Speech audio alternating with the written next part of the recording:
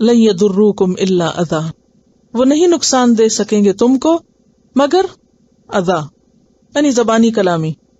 یعنی اہل کتاب میں سے بہت سے لوگ جو اللہ کی نافرمانی پہ تلے ہوئے ہیں وہ تمہارا کچھ نہیں بگاڑ سکتے، کیونکہ جو شخص اللہ کی نافرمانی کرتا ہے وہ اندر سے کمزور ہو جاتا ہے، اس کے اندر جرأت نہیں رہتی، اندر سے کھوکھلا ہو چکا ہوتا ہے نا، اندر سے گن لگا ہوا ہوتا ہے.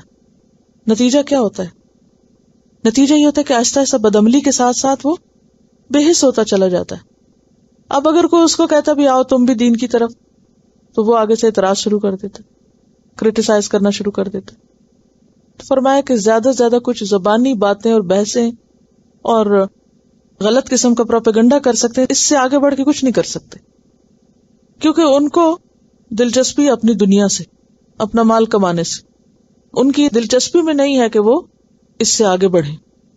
سورۃ آل عمران میں ہی آتا ہے، آیت 186 ہے، وَلَتَسْمَعُنَّ مِنَ الَّذِينَ أُوتُوا الْكِتَابَ مِنْ قَبْلِكُمْ وَمِنَ الَّذِينَ أَشْرَكُوا أَذًى كَثِيرًا، تم ضرور سنو گے ان لوگوں سے جنہیں کتاب دی گئی تم سے پہلے اور جنہوں نے شرک کیا، مشرکین سے کیا، اذن کثیرا، اذن سنو گے. اذا کیا ہوتی؟ اذا ہلکی تکلیف کو کہتے ہیں، جیسے پیریڈز کے لیے لفظ کیا آیا تھا، یسألونک عن المحیض قل ہوا اذا، یعنی کوئی بیماری تو نہیں ہے لیکن ایک اذیت کی کیفیت ہے، ایک ہلکی سی تکلیف کی کیفیت ہے.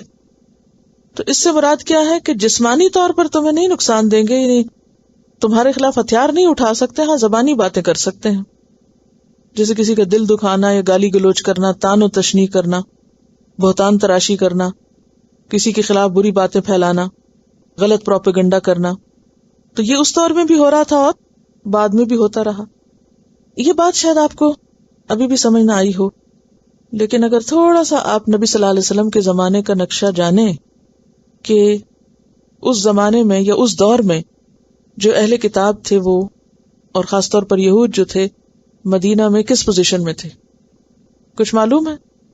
ان کا کیا سٹیٹس تھا مدینہ میں، کیسے تھے وہ لوگ، کہاں رہتے تھے، کیا کرتے تھے؟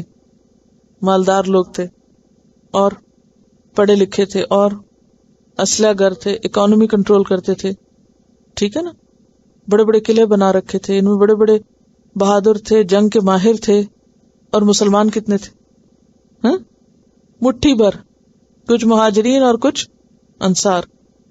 مالی اعتبار سے کیسے تھے؟ کمزور تھے. کتنے قلعے بنا رکھے تھے مسلمانوں نے؟ ایک بھی نہیں تھا. کیا طاقت تھی ان کے پاس؟ ایمان کی طاقت تھی، عمل کی طاقت تھی. اب آپ مادی اور ظاہری طاقت کا توازن دیکھیے، سمجھ آ رہی ہے آپ کو میری بات؟ ایک طرف یہود ہے، انتہا درجے کے دولت مند، ہر طرح کی دولت، جنگ آزما، اسلحے سے لیس، یثرب کے اندر یعنی مدینہ کے اندر اور مدینہ کے باہر دور دور تک قلعے اور گڑیاں بنا رکھی تھی انہوں نے، چھپنے کے اور بچنے کے سارے سامان، حتیٰ کہ خیبر تک یہ سلسلہ پھیلا ہوا تھا. مستحکم قلعے، دنیاوی ہنر بھی، مال بھی، سکل، سارا کچھ ہر لحاظ سے ویل آرگنائزڈ، لیکن ایک چیز نہیں تھی، ایمان. دوسری طرف سے مسلمان کچھ نہیں، صرف ایمان. کیا ایک دفعہ بھی یہود کو ہمت ہوئی اس سارے اسلحے اور اس ساری طاقت کے باوجود کہ وہ مسلمانوں کا کچھ بگاڑ سکے؟ وہاں نہیں بگاڑ سکے کچھ.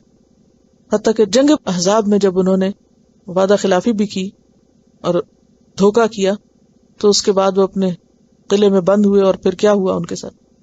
نکلنا پڑا ان کو. اپنی خرابیوں کی وجہ سے تینوں قبائل کو مدینہ سے نکلنا پڑا، اور پھر ایک وقت آیا خیبر بھی فتح ہو گیا. اس سے کیا سبق ملتا ہے؟ آج آپ دیکھیے مسلمانوں کے پاس دنیا میں سب سے زیادہ دولت، ہر طرح کی لینڈ موجود ہے، اسلحہ بھی ہے، نہ اخلاق ہے، نہ ایمان ہے، نہ کردار ہے. کردار بھی نہیں نا، کوئی کردار نہیں، محنت بھی نہیں. اس زمانے سے لے کر دیکھیں تو تعداد بھی بہت ہے، لیکن وہ نہیں جو ہونا چاہیے، اس لیے کوئی مدد بھی نہیں آتی اللہ کی. یعنی اندر کی طاقت جو ہوتی ہے، اور وہ آپ کے اندر کا ایک جو یقین ہوتا ہے اور جو ارادہ ہوتا ہے، اور پھر اس ارادے کے ساتھ اللہ پہ بھروسہ جو ہوتا ہے، ہر چیز کی کمی پوری کر دیتا ہے. لیکن اگر وہ نہ رہے اور ہر چیز ہو، کچھ بھی نہیں فائدہ. تو ضرورت آج بھی کس چیز کی ہے؟ آج بھی اسی چیز کی ضرورت ہے کہ ایمان لایا جائے واپس. وَتُؤْمِنُونَ بِاللَّهِ، مطلوبہ ایمان چاہیے. تو یہ آیت اپنے اصل کانٹیکسٹ میں پڑھیے، یعنی مدینہ کے کانٹیکسٹ میں پڑھیے، مدینہ کے سارے سیناریوں میں دیکھیے.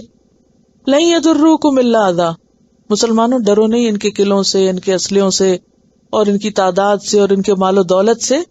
یہ تمہارا کچھ نہیں بگاڑ سکتے، یہ اندر سے کھوکھلے لوگ ہیں.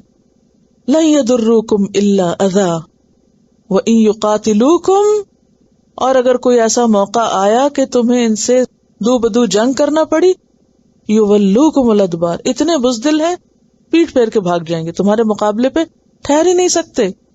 ثُمَّ لَا يُنصَرُونَ، پھر وہ مدد نہ دیے جائیں گے. اور یہ پیشن گوئی قرآن کی پوری ہوئی. بنو قریظہ، بنو نذیر، اہل خیبر، اہل فدق، ہر جگہ یہی ہوا. مدینہ سے نکلے، خیبر سے نکلے، شام کے علاقوں میں عیسائیوں کو مسلمانوں کے ہاتھ شکست کا سامنا کرنا پڑا.